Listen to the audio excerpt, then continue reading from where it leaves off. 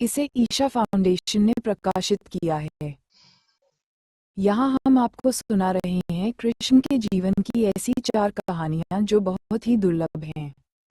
जाने कि कैसे दुर्योधन की पत्नी कृष्ण भक्त हो गई, कैसे कृष्ण ने सत्यभामा के घमंड को ठीक किया, कृष्ण का सिरदर्द कैसे अजीब ढंग से गायब हो गया और क्यों कृष्ण ने अपने एक भक्त को उसके हाल पर ही छोड़ दिया।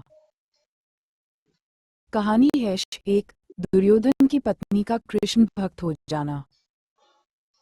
सद्गुरु, दुर्योधन की पत्नी का नाम भानुमति था। वो एक बहुत ही सुंदर लड़की थी और जब कृष्ण दुर्योधन के महल में मेहमान बनकर आए तब वो सिर्फ 17 साल की थी। दुर्योधन ने एक षड्यंत्र रचा जिससे कृष्ण को नशे की हालत में लाकर कोई वादा करा लिया जाए। उसने सभी तरह की व्यवस्थाएं की और इस बात का खास ख्याल रखा कि भोज में खूब अच्छी मात्रा में शराब भी हो। दुर्योधन के दोस्त भी आए और सभी ने इतनी शराब पी कि वे सब नशे में धुत हो गए।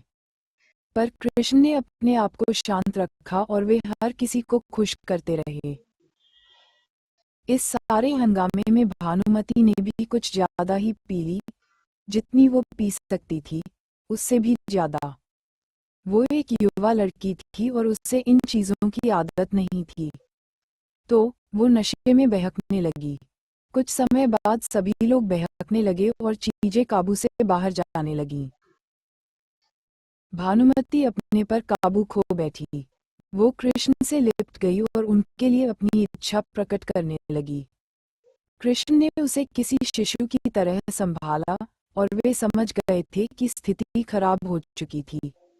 वे समझ गए थे कि भानुमति अगर कुछ गलत कर बैठी तो बाद में संभाल नहीं पाएगी और हस्तिनापुर की रानी का गौरव कलंकित हो जाएगा।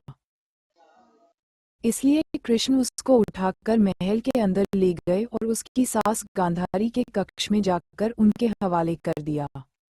अगले दिन सुबह जब भानुमति को पता चला तो वो कृष्ण के प्रति सम्मान और कृतज्ञता से भर गई कि उन्होंने उससे बचा लिया था। तब से वो कृष्ण की भक्त बन गई। कहानी है 2, कृष्ण की घमंडी पत्नी। सद्गुरु, सत्यभामा कृष्ण की दूसरी पत्नी थी। वो एक बहुत ही घमंडी स्त्री थी। उसका ये मानना था कि वो सबसे सुंदर और सबसे अमीर स्त्री थी क्योंकि उसके पिता एक बहुत ही धनवान व्यक्ति थे। तो सत्यभामा जितने और जो रत्न और आभूषण और संपत्ति चाहती थी वो सब उसके पास थे। स्वाभाविक रूप से घमंड उसकी एक बड़ी समस्या थी। एक बार कृष्ण के जन्मदिवस के अवसर पर सत्यभामा ने सोचा कि वो सबको दिखाएगी कि वो कृष्ण को कितना प्यार करती थी। तो उसने तय किया कि वो कृष्ण के वजन जितना सोना शहर के लोगों में बांटेगी।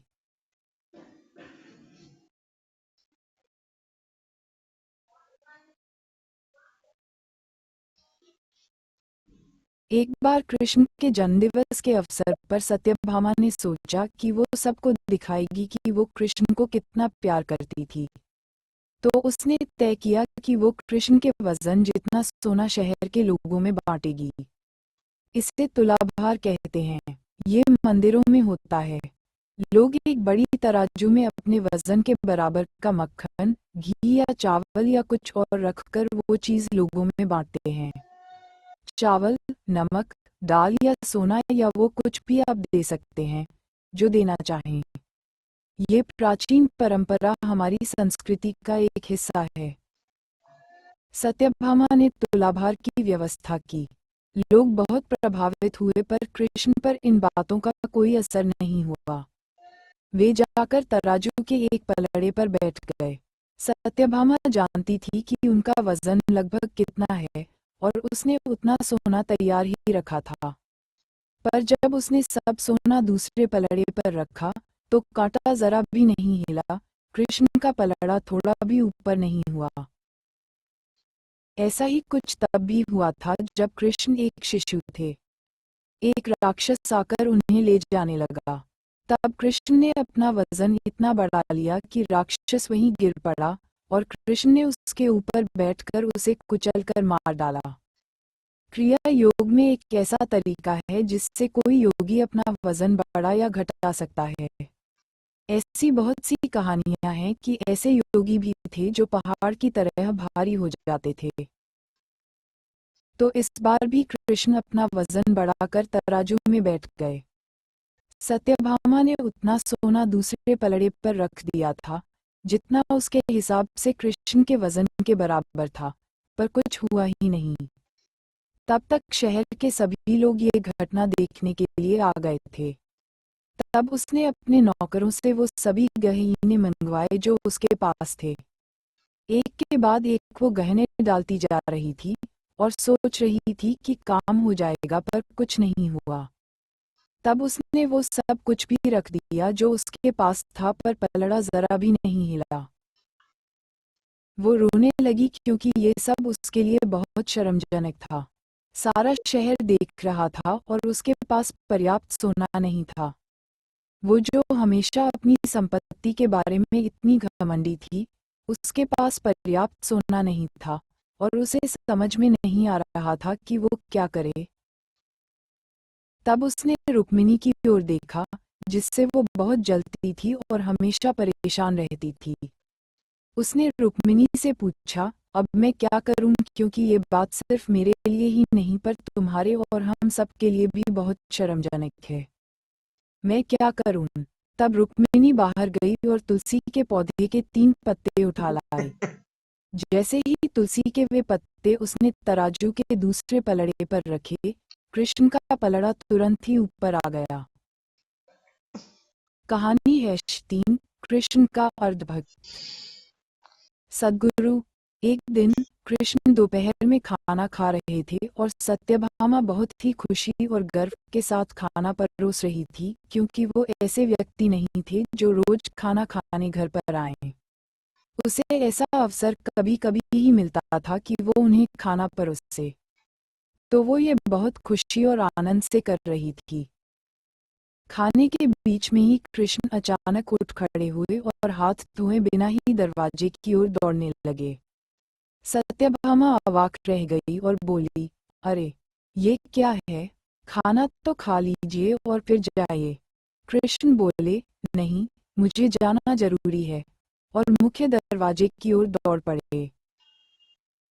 पर अचानक वे वापस मुड़े और खाना खाने बैठ गए।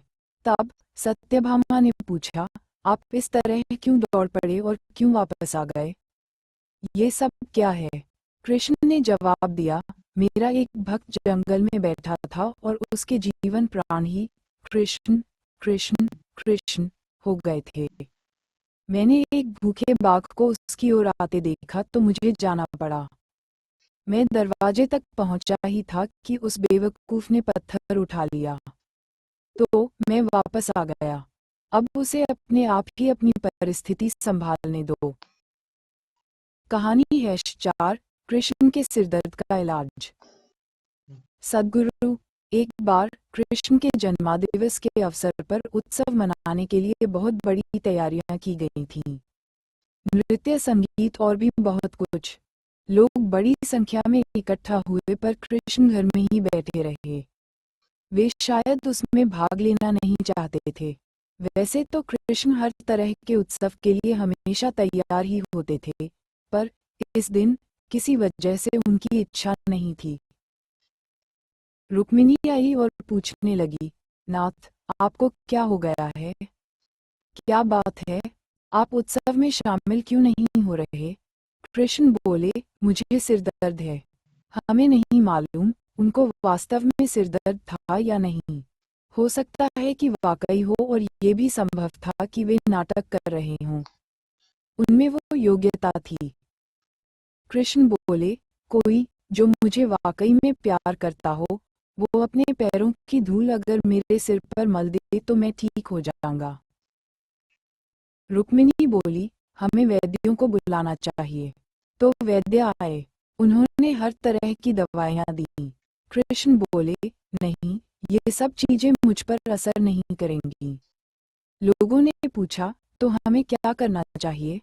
तब तक बहुत सारे लोग इकट्ठा हो गए थे। सत्यभामा आई, नारद आए। हर कोई परेशान था क्या हो गया?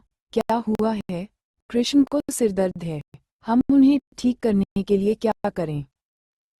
कृष्ण बोले, कोई जो मुझे वाकई में प्यार करता हो, वो अपने पैरों की धूल अगर मेरे सिर पर मल दे तो मैं ठीक हो जाऊंगा। सत्यभामा बोली, ये क्या बात हुई? मैं आपसे बहुत प्यार करती हूँ, पर ये नहीं हो सकता कि मैं अपने पैरों की धूल लेकर आपके सिर पर लगाऊं। हम ऐसा काम नहीं कर सकते। रुक्मिणी रो रही थी। हम ये कैसे कर सकते हैं? ये तो आपका अनादर होगा, अपमान होगा। हम ये नहीं कर सकते। नारद भी पीछे हट गए। मैं ऐसा कुछ भी करना नहीं चाहता।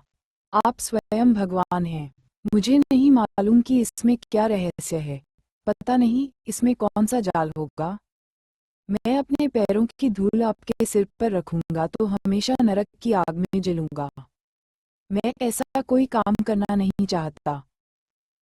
चारों ओर बात फैल गई। हर कोई सकते में था। हम ये काम नहीं कर सकते। हम सब उन्हें बहुत प्यार करते हैं, पर ऐसा करके हम नरक में जाना नहीं चाहते। उत्सव मनाने के लिए लोग कृष्ण का इंतजार कर रहे थे, पर कृष्ण अपना सिरदर्द लेकर बैठे थे। फिर ये बात वृंदावन तक पहुंची। गोपियों को मालूम पड़ा कि कृष्ण को सिरदर्द है। तब राधा ने अपनी साड़ी का पल्लू फाड़कर जमीन पर बिछा दिया और सब गोपियां उस पर नाचने लगीं। उन्होंने फिर वो पल्लू नारद को देकर कहा, इसे ले जाइए और कृष्ण के सिर पर बांध दीजिए। नारद वो धूल भरा पल्लू ले आए और उसे कृष्ण के सिर पर बांध दिया। कृष्ण का सिर दर्द तुरंत ठीक हो गया।